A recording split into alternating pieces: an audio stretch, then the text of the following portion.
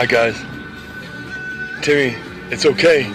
You know, the first thing I noticed, right, when I pushed record was, hey, have you noticed you've been wearing these same plastic beads since the 4th of July? And maybe even the same tank top. I did wash, I swear I wanted to look good. But hey,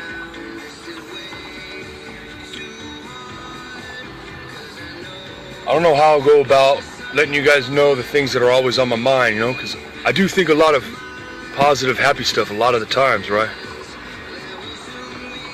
But for me, when I see the world, that ain't the problem. It's the happiness that's going around. It's like never a problem, a never overload. But,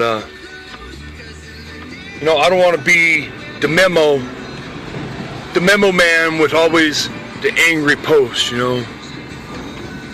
But it's like maybe in the beginning, that's all it's gonna be, you know. I need to let it out like a volcano, you know. So I hope you bear with me, man. That was my decision. I'm gonna go full board, you know, with how I feel until I feel, guess what? My cup ain't gonna tip.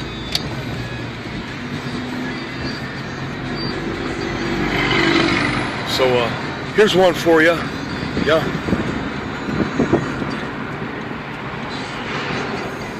I don't like the situations that other people put you in when they see you struggling to do the right thing. It's almost, for me, it's like they get jealous, you know? They see somebody getting a little ahead in life, you know, feeling good for whatever reason they're feeling good. And they can't stand it. Either they can't stand it, or they pull the, hey, I don't know if I get you or understand you, you know, which I get. That's a little bit more accepting. But man, most of these cats that are out there, they're pretty slick when it comes to understanding things.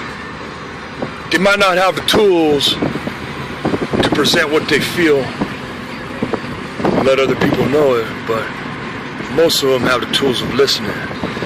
That's how you obtain the skill of talking, is listening first. So, you know, I don't know why that is. I'm still trying to figure it out. Or maybe I do know. And the way I think and grew up has brought me to the point where maybe even myself has learned the skill of deceitfulness and the way to control a conversation to the point where you realize you keep roaming this way and using your skill for a negative purpose. In the beginning, it's all fun, probably. It's just like everything that is fun. I should say, all the fun that lives on the edge of the sidewalk, right, has consequences.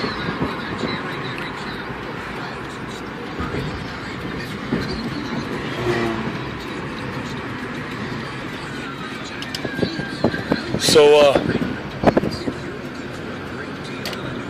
I'm trying to master the way I go about understanding what people say, but also the intent by the words they use.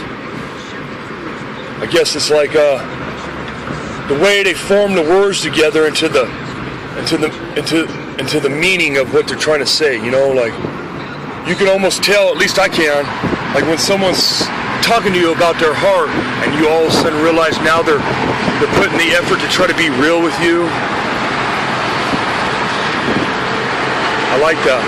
It's entertaining to me in a good way, because it's letting me know that someone's taking the time out of their life to open up the door for a minute and let me see what's in. I like that. And I'm trying to master all the skills that I have and the undiscovered ones that will develop when I start using the bad ones, or I should say the good ones in a bad way. You know, sometimes you can take a wrench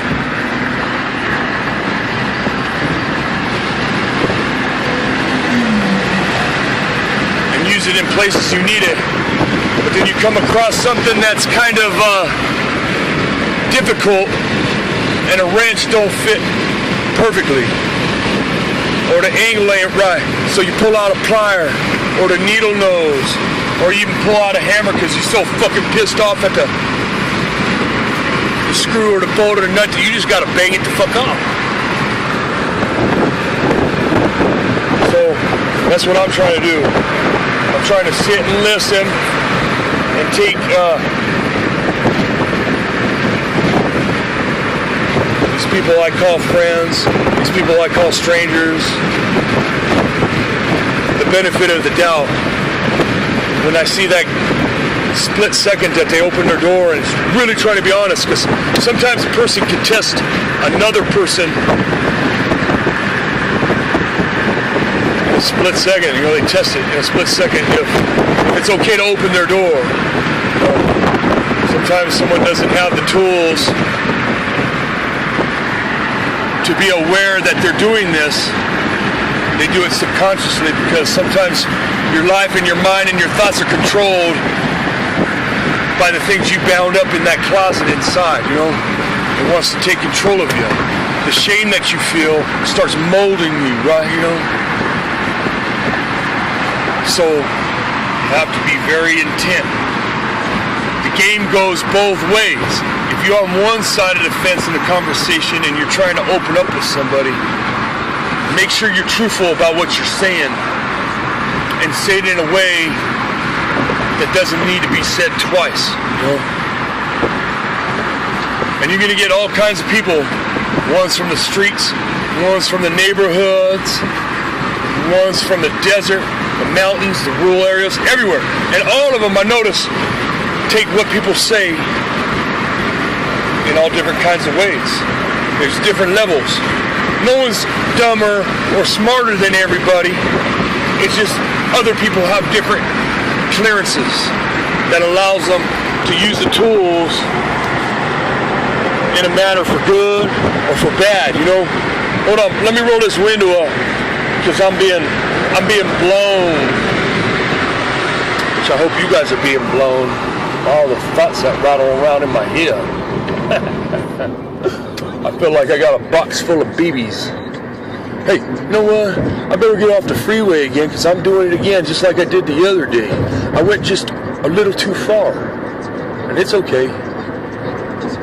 But back to my saying, it's really important that when you deciphering on how to use the tools in a way that is based on the choice you were given, you can either go good or bad.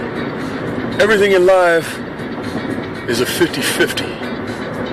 All the way from material, all the way to spiritual, all the way to fictional, factual.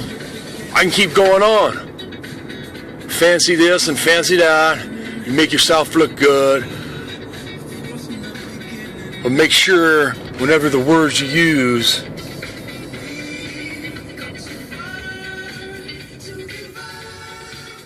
are in a manner and placed at the right time for someone to understand them. Because you only got a second, man, to make a point to somebody that you want to be a loyal friend to them. And a lot of the people who get put down for even just trying to deliberate what's going on in their head with their own subconscious.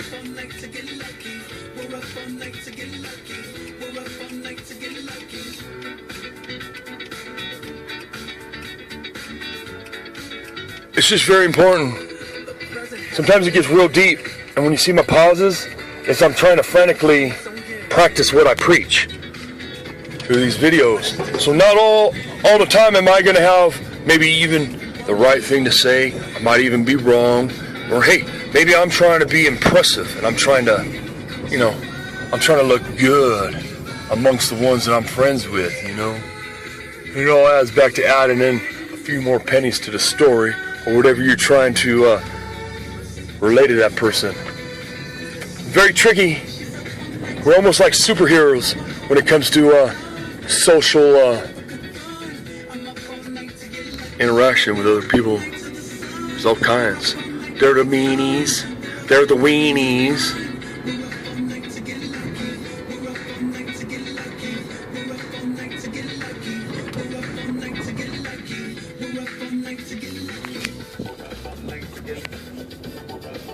So before you start craving to be the person in the party, in the circle, that wants to do all the talking about how many wrinkles they got in their story,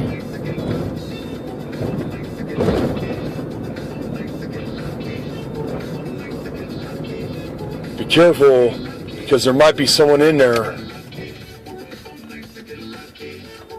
who's got a different kind of Jedi game, Somebody else that's watching you, and their game might just be a little bit better, They have the gift of gab, they have the gift of reality. They all these gifts, and they're sitting there watching you, and their game's just a little bit tighter, that they don't got to speak up. They don't got to try to be smart. They're willing to look dumb. Because sometimes that one person that's secretly looking at your game because you're feeling froggy and you want to try to change the world is sitting there longing to try to show you something you never knew. Not like they might not be impressed on the effort that you give, but the game is tighter. And sometimes when someone's game is tighter than mine, right, I start listening more and more, more and more. And then before you know it, I got it. And I've adapted to it. I've learned the tool. I learned what to do and what not to do. Not about everything, but maybe only as it comes up at the moment. I say a lot of sayings like, hey, you know what? Don't worry about the past, because you can only remember it. Don't focus on the present, because sometimes it's moving too fast for the moment. So then again, what's left is just the future.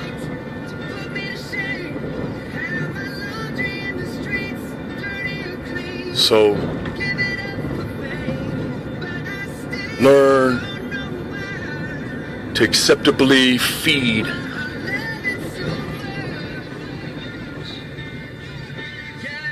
about the words that people use to describe how they feel about wanting to be accepted.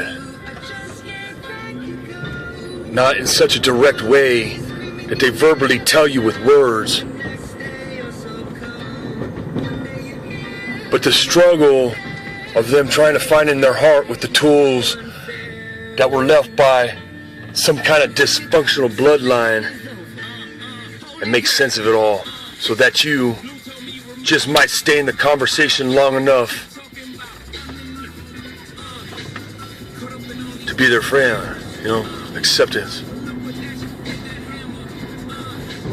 And that takes a tool of non-judgmental, and that took me a long time to develop, to be non-judgmental. I went around preaching. I went around trying to live it, even believing it with my own mind that I was. And it wasn't until I fell completely to the bottom that I realized there's no need to ever try to climb to the top. You can use the tools you got on any job, on any level that goes about needing some fixing, some loving, some attention. So, when you try to take time out of your day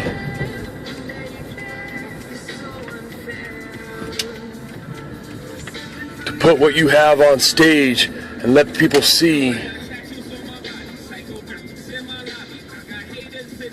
the characters and the script that you put so much time in developing, and the time is at hand for the world to see what side of the fence you're going to be on.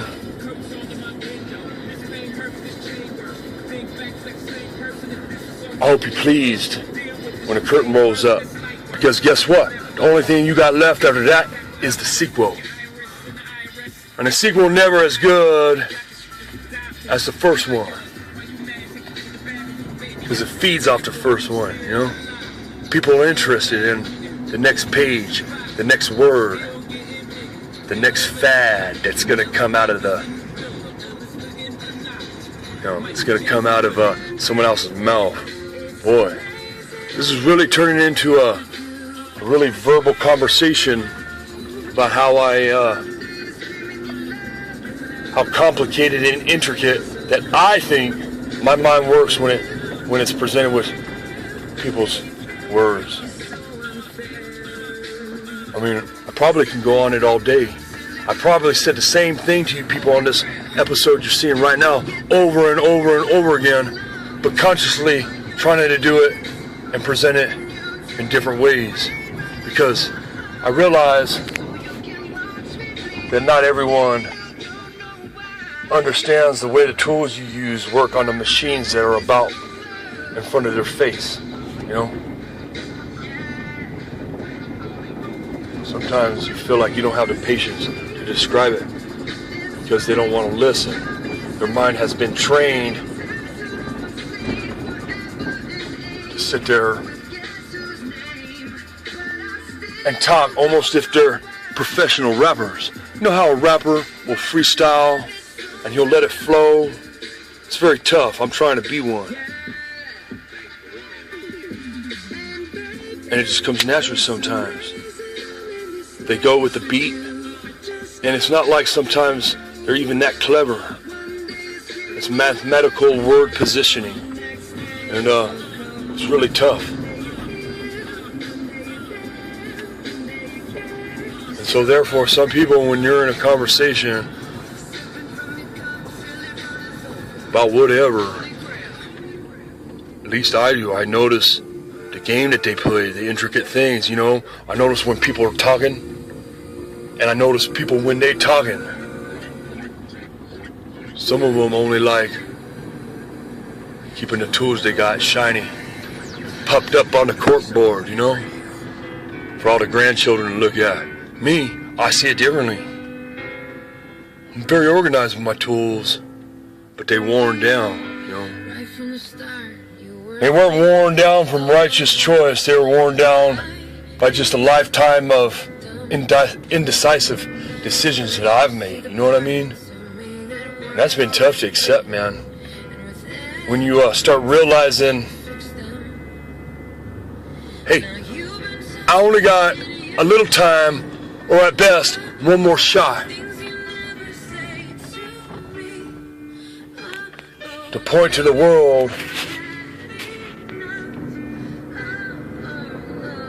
the direction that I'm trying to head in proving my point, you know, for the world. I mean, I don't want to just be ordinary, man. Yeah, I get hurt because people tell me I got to change and be quiet, and, you know, hey, the little whispers behind the backs that I've learned how to pick up, you know, with my peripheral hearing and my peripheral vision.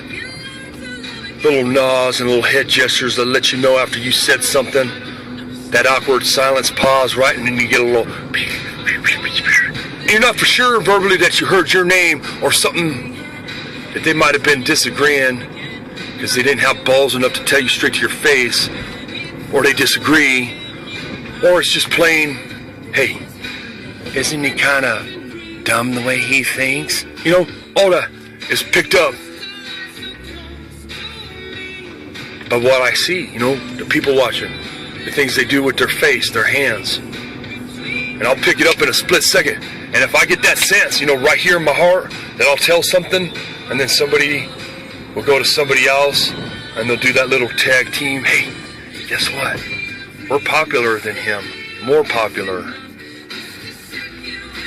And I feel if I whispered in your ear, you feel kind of special and join along with this little deceitful, congregation of, let's welcome ourselves in this deceitful manhandling of this person's emotions. So fuck you. I'm tired of your fake shit. You people out there, right, who can't take reality. Reality don't just mean me right now being serious, right? Reality means in a split second, somebody be able to tell you something from their heart. And love and kindness and maybe a story that's behind it. It's attached, like a little file. Come on, computer people. That's your problem. There ain't no emotion in writing somebody from the computer. They see type. And that's a quarter of something people do to express how they feel inside their heart, The words. The words are important, and they're worth listening to.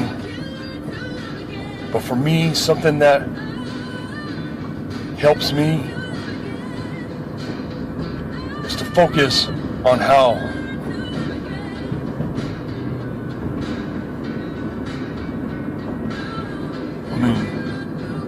I don't know if it's the right thing. I don't know if it makes me weird.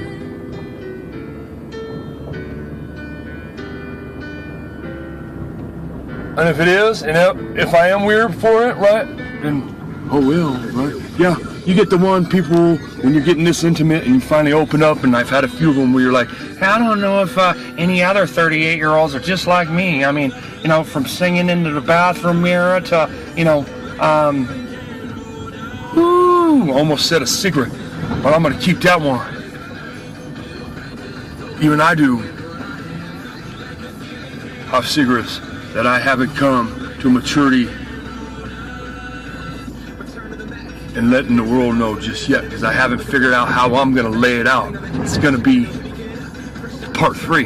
But anyways, when you finally open to somebody that you're talking, you're getting all into it, getting all lovey-dovey, and before you know it, you're realizing the words that's speaking out of your mouth are no longer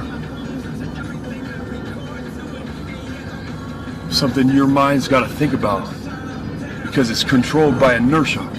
When you treat your mind to wonderful treats of conversation that are healthy for you, right? It's tough at first, because you're watching your P's and your Q's and doing all the dots and the crosses all over the fucking alphabet, right? But then before you know it, you're saying the alphabet from the beginning to the end with the little story, or that little song, that little song at the end of it. I mean, you're saying it over and over and not even worrying about the A-E-I-O-U, sometimes Y's, and the meanings and the placement of it. You're going, you're speaking it. It's a feeling. Your words are being obedient to the flow of the feeling that you have inside, So next time, when you see Timmy and you're out there, I hope that you long to be a friend that craves to give me what I need to be normal in my head.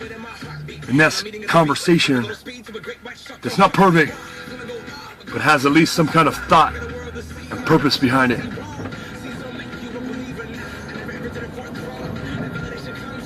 That has no option but to be used for good. Hey, welcome, Timmy's Memos. It's okay.